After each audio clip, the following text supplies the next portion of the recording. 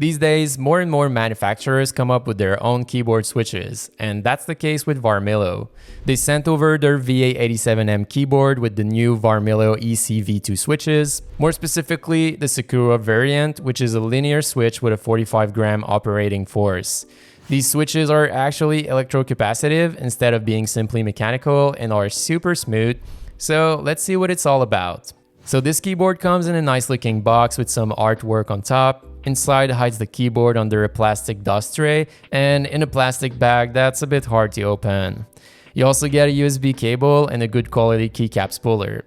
It's worth noting that the USB cable is mini USB, not Type-C, kind of unfortunate in 2020. They also sent me a switch sample pack to compare these new Varmilo ECV2 switches against regular Cherry MX switches and 2 extra lock keycaps with a see-through cutout to better see the LED status light. Looking at the keyboard a bit closer, the case has a metallic look, although it is entirely plastic. The quality is still great, and it doesn't look like a cheap aluminum imitation. The color is dark gray, almost black depending on the light. It has a slight angle by default, and the chin of the keyboard is not very high, making it a pleasant typing experience even without a wrist rest. If you want it at a steeper angle, there are flip-out feet at the bottom. They also have a very satisfying click. They feel solid, and they have rubberized tips for a solid grip. This is also where you'll find the USB port, in this case mini USB. It's hidden, so you connect the cable and then it can be routed in the middle or on either sides with the built-in channels. Although it is mostly a plastic case, the build quality is great and it feels sturdy. This keyboard features a 10 keyless form factor with a standard NC layout, so no numpads, but most other keys should be there. As for the keycaps, the theme that I have here is Moonlight, and I think it looks really nice with these blue and gray tones. The keycaps are super high quality, they're made from PBT with dye sublimated legends, they're decently thick, and they don't have major warping. The letterings on the side seem pad printed and are not always even, but everything else is top notch. Now to the switches. So I was a bit confused at first, as Varmilo brands these as electrostatic capacitive switches, a bit like Topres, but they look like regular mechanical keyboard switches. Here, the electrostatic capacity technology actually happens where the contact with the leaf would happen on a mechanical switch. Instead of a physical contact closing the circuit, the actuation occurs when the capacity of the switch is at a certain value. In other words, at a certain distance from the leaf that would normally be in contact on a normal mechanical switch. I was a bit skeptical at first, so I tried installing one of the demo switches on a regular hot swap board and it didn't work, so effectively the switch doesn't make a contact and works with EC technology instead. Varmilo claims that this greatly improves the lifespan of their switches as there is less contact, but I'm not fully convinced. To me, most of the physical contact in mechanical switches is still there, that is, the stem rubbing on the housing and the legs with the leaf. Topres replaced this tactility with a rubber dome instead. In the end, it doesn't change much, and typing on these switches feel great, although not the same as Topres or Topre clones for sure. They feel like very smooth linear mechanical switches. Compared to the included Cherry Red switch in the sample pack, all the Varmilo linear options are smoother and the Cherry Red feels scratchier in comparison. I believe they are also factory lubed, at least the leg was, and I found a bit of lube inside the housing.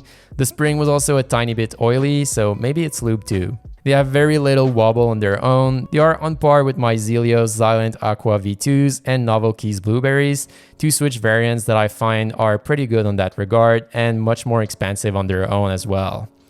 Even when considering the electrocapacitive feature or not, these switches are amazing, and I would get these over most of the stock linears on pre-built out there from Cherry, Gatoron, Automu, and Kale. Finally, they don't seem to suffer from spring ping. I wasn't able to fully pry open the case, but I managed to see that they added a layer of dampening material under the PCB, which likely helps with the sound. The stabilizers are also surprisingly good out of the box. It seems like they added a bit of lube on the wire at the touch points, and the stabilized keys feel really nice. They don't rattle much and keys move down straight.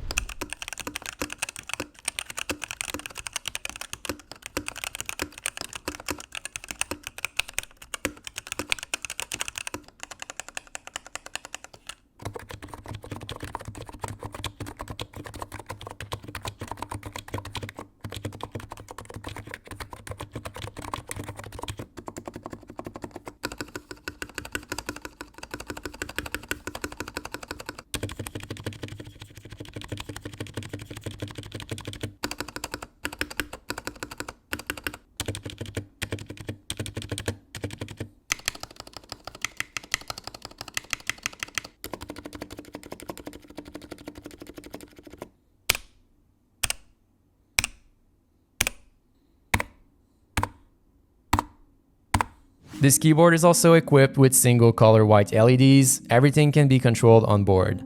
By default, they are off, but you can turn them on with function plus X. Then you can switch between static and breathing modes with function plus right. And then you can adjust the brightness or speed of the breathing animation with function plus arrow up and down. It's very bare-boned, but given that this keyboard already has a pretty strong team with the keycaps, I'm actually pleased with a simple white LED backlight feature, as RGB lights wouldn't look that great anyway. There were no manuals included with my unit, but from my research online, it seems like this keyboard doesn't have a software to configure it, nor supports onboard reprogramming. It falls quite short in that department if that's something you wanted, although I personally don't mind too much given that it's a fairly large keyboard and only the numpad is missing, so having multiple layers isn't really needed. It is a downside if you wanted onboard macros or simply to remap certain keys.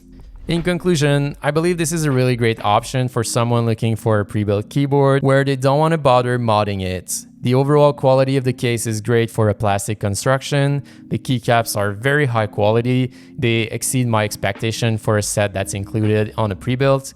And finally, the switches feel really nice and the stabilizers sound great out of the box. If you don't want to start lubing things, replacing keycaps and stuff like that, it's pretty hard to beat in my opinion. Otherwise, it's very unfortunate that they didn't upgrade this board with a Type-C port, and if you're into Bluetooth support, RGB LEDs, and reprogrammability, well, this keyboard falls short regarding these features. I would recommend this keyboard for folks who want something that has a well-tuned typing experience out of the box, has a great build quality and surprisingly good stock keycaps, and don't care too much about bells and whistles. So that wraps it up for today. As always, I'll have an affiliate link to this keyboard down below. Feel free to use it if you're interested and want to support the channel at the same time.